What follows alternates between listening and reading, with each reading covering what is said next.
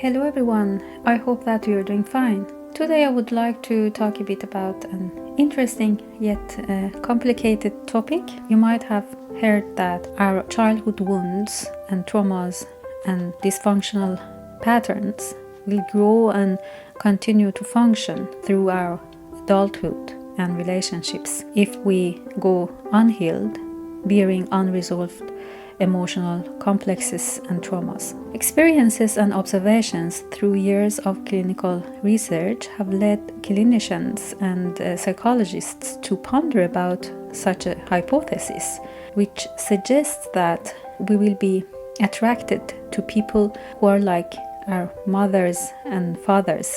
It sounds that this trauma circle continues to repeat in a new form and existence in our future romantic relationships, as if our wounded or painful childhood will just revive later in our relationships. We know that our unconscious mind will follow the familiar patterns regardless of whether these patterns are good, are healthy or constructive or not. So if you have unresolved traumas, when you meet someone and enter a so-called romantic and intimacy phase, it is not only your attachment system but also your survival protective system that get activated. This will sometimes create a conflict because your attachment model tends to find the similar person, but your survival strategies will also be there as before to protect you. And all this happens in an unconscious mode. And interestingly, the beginning of relationships may be, very passionate and beautiful, but when you will go on and, get closer to your partner, you will feel that it is difficult and everything you do ends up being wrong. And perhaps the same will hold true for your partner as well. I believe that the most important factor of a successful relationship is to provide and receive emotional safety such that you feel that you are free, you're safe, you're yourself without being scared of showing your vulnerable or authentic sides, while you make constant attempt to provide this kind of comfort and safety for your partner as well. So it is about being secure attached to each other, and this is usually facilitated by when you yourself has got a secure attachment with your parents. So if you are an insecure attached person, providing emotional safety and also relationship autonomy and interpersonal safe space will be challenging for you. And so, the whole situation will be different. Then the relational patterns and the interaction map will be totally different in this case. So it might be, plenty of hidden mini aggressions, dissembling of each other's experiences, clinginess and dependency, critics and miscommunication and abuse all the way throughout your relationship without figuring out and acknowledgement of these destructive dynamics. And this is exactly what we do not want to have, right? So it becomes paradoxical because it crashes with our intention of finding a person who is caring, who is communicative and loving and caring, right? So if you have, for example, an anxious and insecure attachment model, you can be attractive by being very honest, open, warm, social, easygoing person, and this may create an illusion of good potential for connection, intimacy, and smooth attachment for your dating partner.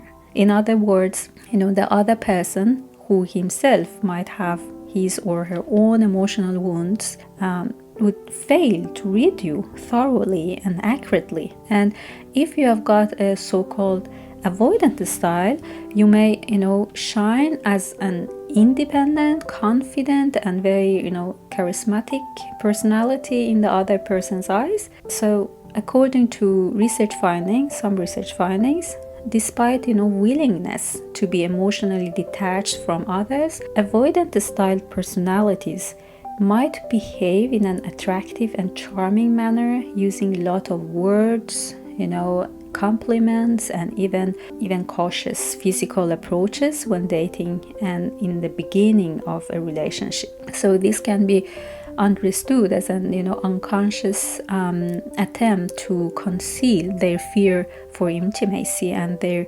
vulnerability in close relationships. So it's just kind of defense mechanism. And so through the relationships ups and downs, your system's maps and scripts will intertwine and communicate with each other unconsciously. And this also applies the way you communicate during your discussions, your arguments, and those vulnerable moments where there is no or little emotional safety between you. So perhaps if you just pause and see and reflect about that discussion or tough episode between you two, then you may see you and your parents, having a tough time together, an image from your past. So according to research, we can say that if your partner's characteristics and traits are similar to your parents' traits in a good and favorable way, there will be satisfactory relationship, and vice versa. Here I would like to share an example from therapy room with you. I had a client who sought psychological help due to a very frustrating relationship and life situation she had been experiencing for a while by then. She was married and had a child, 10 years old. She seemed to get to the finishing point in her relationship, and she looked very tired, very exhausted, very sad and distressed. And she talked about a very destructive family dynamics where she was often insulted and humiliated by her husband. Unfortunately, he could also express his feelings of disgust and hate toward her, and was apparently very hypercritical.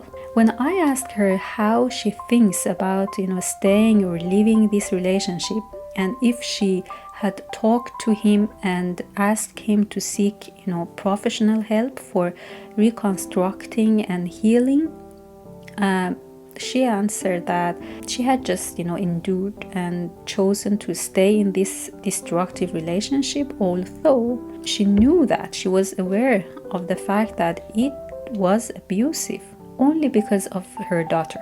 So that was her argument, because she was not sure if she could provide her daughter and herself a good, economically safe life after divorce and so on. So she had a lot of excuses and arguments to not to leave.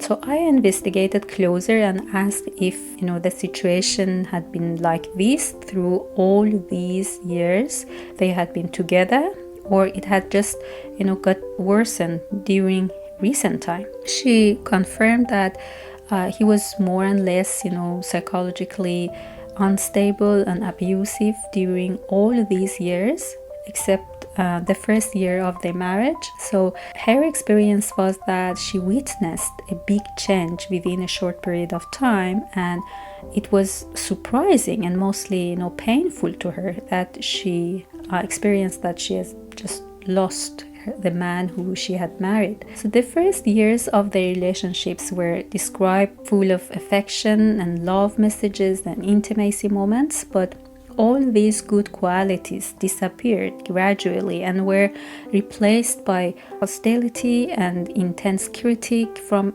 his side. She was confused and also very frustrated. She confessed that she cannot stand this anymore, and she asked me to give her some concrete solutions and recommendations what to do, since she was quite helpless. So I noticed that she brought up some links from her childhood several times, particularly about her relationship with her mother while she was complaining and expressing her feelings about her husband's inappropriate behaviors.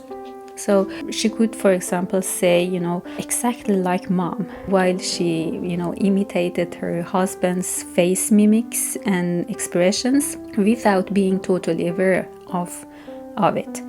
So, but, it felt like we were talking about two persons, as if her mother's shadow was also in the room. I asked her about her childhood and especially about relationship with her mother. I made her to notice that she was referring to her mother all the time, while her body and all her system was shouting frustration and anger.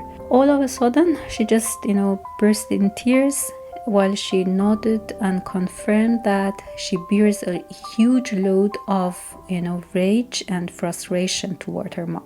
She was confused and could not at that point of therapy see clearly that she was re-experiencing the entire emotional traumas and wounds which had occurred in her relationship with her mother during her childhood. So she was very critical, never satisfied with her, never loving and empathic, and quite strict. She experienced also physical violence from her. So I asked her about her father. So my clients remembered that she had a lot of empathy and good feelings toward her father, but he was somewhat passive as a person and did not do something special for saving her and her brother from all that toxic dynamics and traumas that the whole family were going through all the time. So, of course, this disappointed her, but it felt like that she, as a kid, understood that her father was also a victim of that psychological violence, and in her child mind, she felt sorry for him and wanted to help and protect her father. So she was, the one in a family who was genuinely tried to see his dad and did everything to make him happy, and she could to make him smile. She remembered that he was usually tired after work and was mostly chilling in front of TV and distancing from other people. So she could eventually see in a therapy that she was also his father was also absent and not a good parent either, but still she could not let it go, and feelings of sorrow and grief popped up whenever she thought about him and those years of childhood. Her way of protecting him was in form of being, somewhat invisible and not demanding and very kind, responsive as a kid. So she remembered that she could find something, fun to do to bring a smile on his face and ensure that he had okay. So she became an expert on showing affection and consider others and needs, such as her father's, brother, and also friends since then, even though she was full of anxiety and fear and frustration and anger because of her mother. So her mechanism was to suppress all those painful feelings and just pile the pain up in her body, but instead she was occupied all the time to comfort and to please her parent, his father, and also friends and rest of the family, perhaps to make sure that he will eventually turn to her, to her and see and save her. So now in her relationship with her husband, she was enduring violence, critique and humiliation from her husband, because this familiar but unsafe dynamics was activating her emotional wounds. So she could feel her mother's soul and existence everywhere in her surroundings. She had even nightmares which were mostly about her mother and the tough episodes and traumatic moments she had with her mother during her childhood. But she did never dare to break through and save herself and also her daughter from that toxic environment. So I asked her to think deeply before she answers my questions. I asked her if she was again trying to save and protect her father unconsciously, although there was not a direct representation of him in her relationship with her husband. But her attachment model was apparently, working in such a way that she suppressed her authentic parts and suppressed her emotions and meanings, and even found excuses to not to leave such dynamics because she was habituated to it, and that the thoughts of leaving and breaking through could cause a huge fear which she could barely stand. So I think that happened because for her body it was interpreted as leaving her poor dad alone. She must protect him, and he was alone. So she was actually a parentified child, and like all such kids, she stick to the hope that one day she will be saved, but it never happened. So she could recognize the fact that she had no need anymore to be concerned and fearful for leaving her dad behind her, and that she actually married her mother. That therapy process was a tough one, since her soul was covered by so many defense mechanisms and protective strategies, which were fueled by fear and low self-esteem. Hopefully, she could see that by remaining in such a destructive relationship, she will not be a good role model for her daughter, and the emotional trauma will transfer across generations afterwards. So we are not only genetically predisposed to illnesses and physical vulnerabilities, but also we are psychologically prone to attract certain people who remind us the past figures and the important people who actually belong to our past. So intergenerational trauma patterns are real and can influence us and our children's lives. I hope that you have found these reflections helpful and as a source for motivation and inspiration for change. Thank you for being with me. Please keep in touch and stay tuned. Take care.